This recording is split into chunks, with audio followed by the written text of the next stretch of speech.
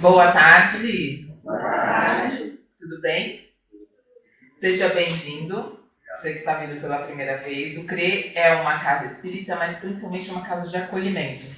Então, todos nós que estamos aqui, esperamos que todos aqueles que aqui chegam se sintam acolhidos, se sintam amparados e saiam daqui muito melhores que chegaram, porque esse é o nosso objetivo. Nós somos todos, não só nós que estamos aqui deste lado, como vocês que estão aí deste lado, nós somos semeadores, somos trabalhadores da última hora. Então, todos aqueles que estão aqui hoje, quando saírem daqui, tem que sair semeando o aprendizado, a lição e aquilo que calou mais forte ao coração. Então vamos à nossa palestra de hoje, que o tema é reclamações. Olha que coisa mais propícia. Quem tem o hábito de reclamar? Pode levantar a mão, gente. Não sejam tímidos, não.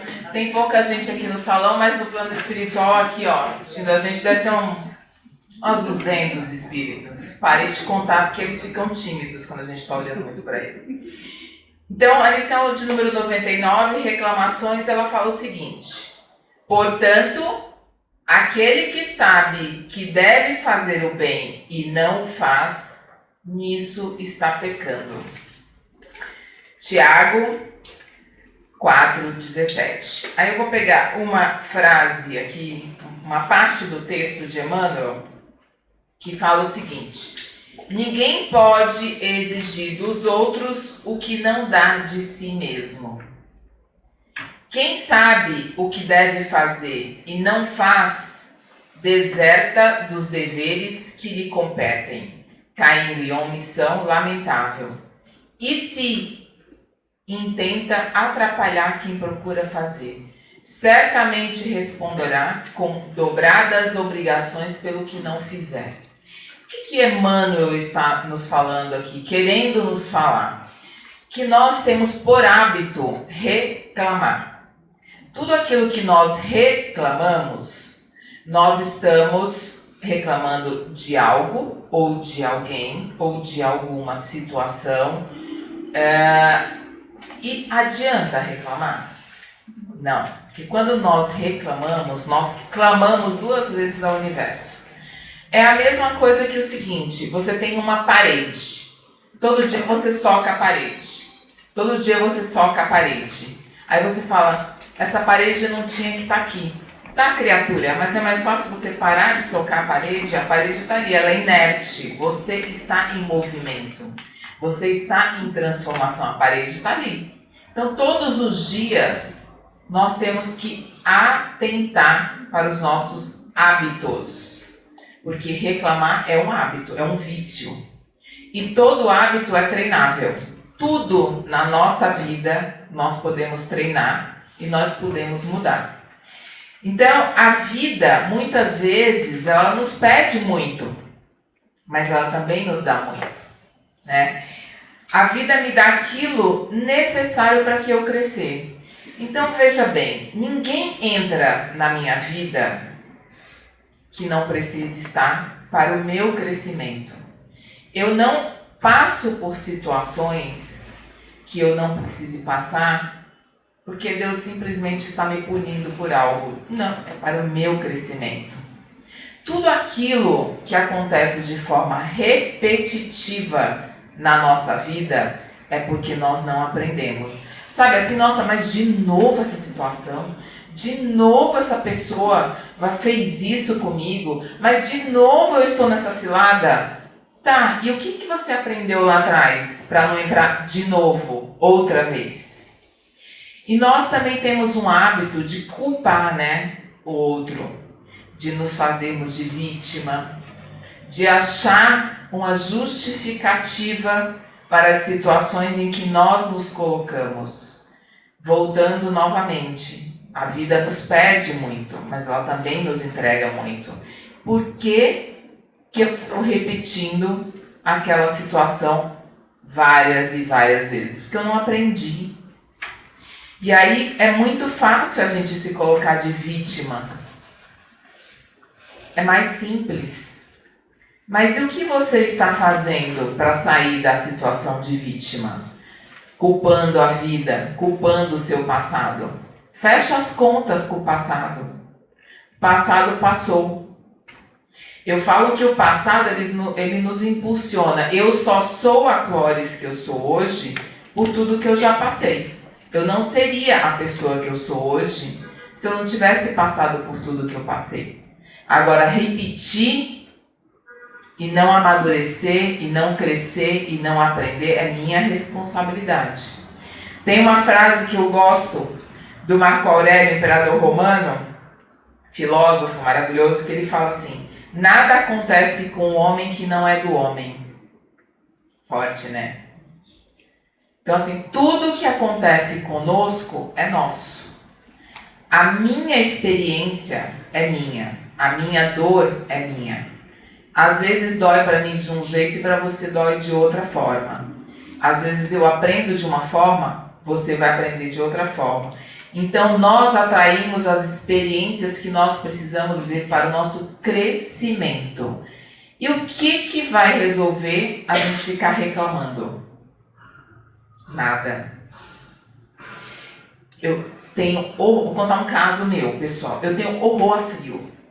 Aí amanhece um dia frio, eu sempre reclamava. Gente, tá frio. Aí um dia eu falei assim, mas por que eu vou ficar reclamando do frio? Tem como eu mudar daqui, de São Paulo? Gostaria de voltar pro meu Ceará, que é quente o ano inteiro. Mas a minha vida é aqui. E eu comecei a perceber que eu tinha que mudar essa energia. Porque quando tá frio, eu acordo sem energia. Então o que eu tenho que fazer? Mudar a energia. Porque eu não tenho como mudar de cidade. Não hoje. Mas eu tenho como mudar a forma como eu vejo o dia. E adianta eu reclamar? Não, tá frio, graças a Deus, a natureza é movimento, um dia tá frio, um dia tá calor. E é isso. A natureza nos mostra que ela é movimento. E nós também somos movimentos. Por isso que não adianta ficar batendo na parede.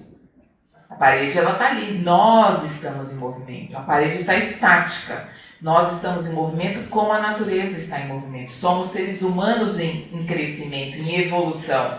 Então a lua muda, a estação do ano muda, as folhas caem, as folhas crescem. A natureza está aí para nos mostrar o tempo inteiro a transformação. E que nós precisamos nos transformar o tempo inteiro.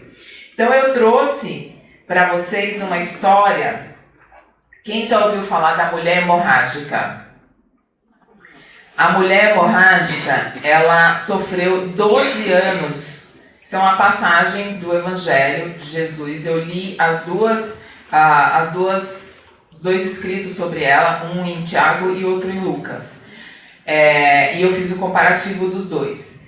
Ela sofria de uma doença que ela sangrou por 12 anos. Ela gastou tudo o que ela tinha e o que ela não tinha em médicos. Lucas, até no seu evangelho, ele não fala mal dos médicos, porque ele não reclama dos médicos, porque era o que eles sabiam na época, né? Lucas foi pós-Jesus, Lucas trabalhou muito com Paulo de Tarso, só um parêntese, e Lucas era médico. Então ele, enquanto médico, ele poderia ter reclamado dos seus colegas de trabalho, mas não o fez. Ele comparou a situação da mulher hemorrágica com uma ignorância da época de não saberem como lidar com aquilo. Mas, pois bem, a mulher hemorrágica, ela sangrava sem parar. E a lei mosaica, ela era muito rígida com as mulheres no período da menstruação. Então, a mulher, quando ela estava no período da menstruação, ela era considerada impura. Não só nas leis mosaicas. Na Índia, a mulher, no período da menstruação, ela dormia fora de casa, também por ser considerada impura. Mas, vocês imaginem uma mulher que sangrava sem parar. Ela perdeu absolutamente tudo. Ela foi expulsa pela família. Ela foi enxotada do templo, ela não pôde proferir a sua fé, ela não tinha trabalho, ela ia a todos os médicos, ela vivia à margem total da sociedade, ela vivia nas cercanias das cidades. porque onde ela passasse era considerado impuro. E ela sangrava o tempo inteiro. Ela não podia sentar numa cadeira, ela não podia frequentar uma casa, ela não podia estar em lugar nenhum, ela não podia casar, ela não podia se relacionar com ninguém. Ninguém podia chegar perto dela, porque ela era considerada impuro. E ela ouviu falar de Jesus. E ela se encheu de fé, porque o que ela mais tinha era fé. Mesmo não podendo frequentar o templo, ela orava e ela pedia pela cura. Ela ia atrás da cura. Ela trabalhava lavando roupa. Onde ela passava, era a forma que ela conseguia comer, era trabalhando, lavando roupas. E mesmo assim, quando ela ia levar as roupas, se ela estivesse sangrando, ela apanhava, porque não poderia lavar as roupas, porque ela era impura. E essa mulher sofreu de tudo que vocês puderem imaginar. Ela apanhou, ela sofreu muito. À margem total da sociedade. Só que ela não reclamava. Ela pedia desculpas e perdão o tempo inteiro, por onde ela passava. Ela falou, desculpa, eu vou sair daqui. Desculpa, eu não vou ficar perto de você, eu vou me afastar. Então, ela não ficava reclamando, né? E reclamar, gente, é clamar, vou falar mais uma vez, clamar repetidamente ao universo da sua situação. Então, o que aconteceu? Ela ouviu falar de Jesus. Foi num tempo que começaram as peregrinações através de Jesus. Jesus enviou os apóstolos em duplas por várias cidades da Galileia. E eles voltaram todos, e ela seguiu uma romaria que estava indo ouvir Jesus, porque ele estava se preparando para o Sermão da Montanha, estava anunciando o Sermão da Montanha. E ela foi e ficou, como sempre, nas cercanias da cidade. E ela teve a sorte de encontrar a mulher de Pedro.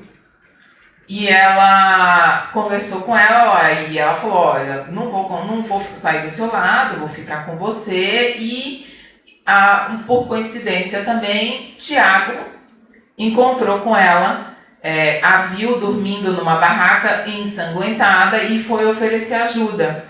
E ali eles conversando, ela descobriu que Tiago era um dos seguidores de Jesus, e ela falou, eu preciso falar com ele. E Tiago falou, você espera que vai chegar a sua hora. Só que ela, naquele desespero dela, ouviu que Jesus estava passando pela cidade, e ela falou, eu preciso só tocar nas vestes dele, porque a preocupação dela era de que Jesus se sentisse impuro, que ele também fosse agressivo com ela, e que ela não conseguisse chegar perto dele. Se ela começasse a sangrar naquele cortejo, ela ia ser de novo passar a vergonha de ser enxotada daquele grupo. Então ela falou, eu só preciso tocar nas vestes dele. A fé dela era tão forte, eu fico emocionada com essa passagem, porque ela conseguiu furar o cortejo e ela tocou no cinto de Jesus. E naquele momento Jesus parou e perguntou, quem me tocou? E todo mundo, aquele alvoroço, parou, todo mundo, e ficou, porque Jesus parou e falou alto, quem me tocou? E todo mundo ficou estático. E ela, muito tímida, ficou quieta, com medo. Só que na hora que ela tocou nas vestes de Jesus, ela se sentiu curada. E na hora que ela tocou nas vestes de Jesus, Jesus sentiu a energia dela. Sentiu saindo o poder dele para ela. Olha que coisa mais linda. Eu fico assim muito impressionada com a sensação de Jesus de ter sentido a força da fé dela, que ao simples tocar no cinto dele, ela se curou. E ela foi e se apresentou, e ele falou, a sua fé te curou. Você está livre desse mal. E aí Lucas fala o seguinte, ó. Olha que bonito isso. Cadê? Olhar para frente, que ela falou o seguinte: se eu apenas tocar, isto é, olhar para frente com desejo e fé e não para trás com reclamações por tudo que eu passei, jogar a culpa em outros, a única coisa que eu preciso fazer é tocar nas vestes dele. Então a fé dela era firme e cheia de coragem. E Jesus falou: vai, você está curada. E aí eu quero trazer para a nossa atualidade aqui dentro da Casa Espírita.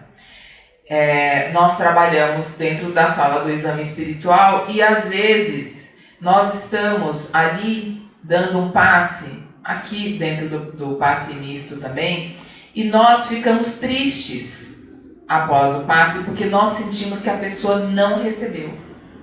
Nós sentimos quando a pessoa não recebe. Então, o que eu quero pedir para vocês é o seguinte: chegou aqui, passou por aquela porta, vocês já estão sendo tratados. O plano espiritual já está tratando vocês. Está sentado nessa cadeira, nesse salão, vocês já estão sendo tratados. Ouvir as minhas palavras, vocês já estão sendo tratados. No passe misto, é um passe maravilhoso, vocês estão sendo tratados. Não somos só nós aqui do plano físico que estamos tratando vocês. Tem toda uma egrégora espiritual que está tratando vocês. Estejam receptivos. Quando vocês chegarem aqui, abram os seus corações. Porque é isso que o plano espiritual precisa para ajudar vocês neste trabalho tão maravilhoso que nós recebemos o compromisso de fazer dentro dessa casa. Jesus, como eu falei no começo, ele falou: todos vocês são trabalhadores da última hora, somos semeadores. Então vocês, todos nós, temos a capacidade de dar um passe. Qual a mãe que nunca se ajoelhou na cabeceira da cama de um filho e fez uma oração? Isso é um passe. Um banho que você faz na hora do seu chuveiro, que você liga aquela água e fala assim: meu Deus, tira todo o peso das minhas costas, é um passe. Andar com o pé na grama é um passe. Tomar primeira luz do dia, um sol, é um passe. Mas é muito importante que vocês entendam isso, que quando nós agradecemos, a graça desce. Não reclamemos, não murmuremos, porque não vamos conseguir nos melhorarmos, evoluirmos e avançarmos, que é para isso que nós estamos aqui, num processo de evolução, num processo de construção constante. Somos seres humanos em construção. Vamos fazer as pazes com o nosso passado, fechar as contas. Mais uma vez, a vida nos cobra muito, mas ela também nos dá muito. E aí eu li uma frase muito boa que está no meu celular, que não está aqui agora, porque outro detalhe importante: desliguem os celulares, porque essa antena, essa energia do celular atrapalha o trabalho dentro da casa espírita. Que é mais ou menos assim: quando nós nos ocupamos em limpar a poeira da nossa casa, nós não vamos prestar atenção na poeira da casa do outro. O que isso quer dizer? A gente tem muita coisa para fazer na nossa casa. E qual que é a nossa casa? O nosso corpo. Nosso corpo é a morada do nosso espírito. Nós temos muita poeira para tirar, né? Muita casca para organizar. Então eu desejo uma excelente tarde para vocês. Reclamemos menos e agradeçamos mais. Boa tarde.